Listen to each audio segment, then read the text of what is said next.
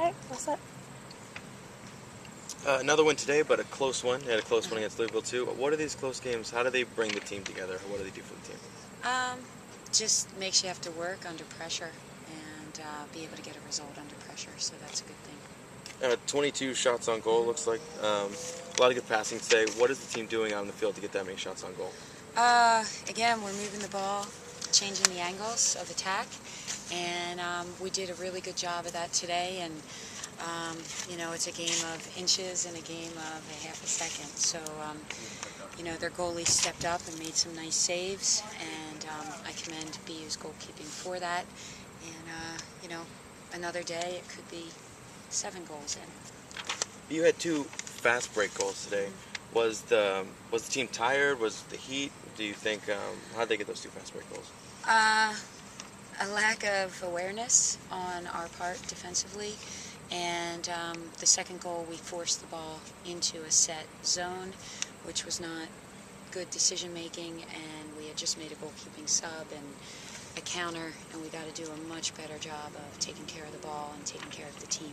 So I think it was not a situation that we demonstrated good awareness or good intelligence in that moment, especially the second goal. And Amy Key looked like she had a bit of an injury. What is her status? She's fine. She's sore, but she's fine.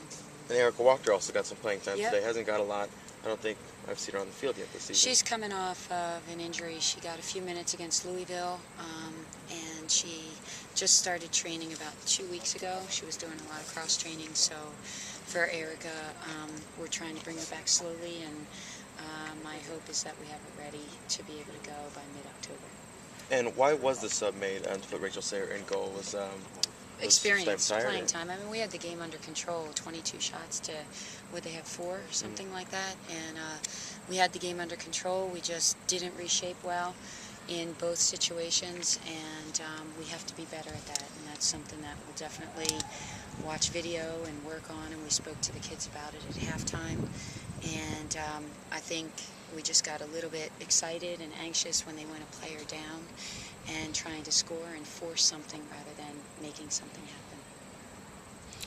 After BU did score that second goal, I guess what were you thinking, especially with the fact that you just put Rachel in and she gave up a quick goal? Thanks. I think that Rachel Than we could have been, but we played really well. You had a lot of second and third chances in front of the net. Can you talk about, I guess, the resiliency of the forwards today? The forwards really have like that extra effort, and they always we always want to put it in the back of the net. So if it's out in front of the cage, we're gonna put that extra effort to get it into. On your goal in particular, it was kind of interesting because it looked like it was more or less set up for someone else, and then you ended up getting the shot.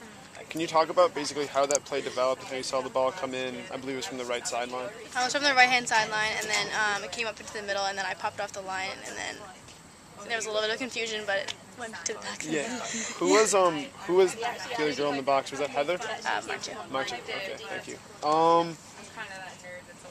Other than that, can you talk about the team's ability to attack from the right sideline in general? I've noticed that as a theme throughout the year, especially today. Leo's a really strong player, especially on the ball, so when she gets the ball on the right-hand channel, you know that she's going to be able to drive the line, so she's just a really strong player. And after the game, what did Ange talk to you guys in that last meeting? She just talked about just like closing up the game and getting us ready for the week.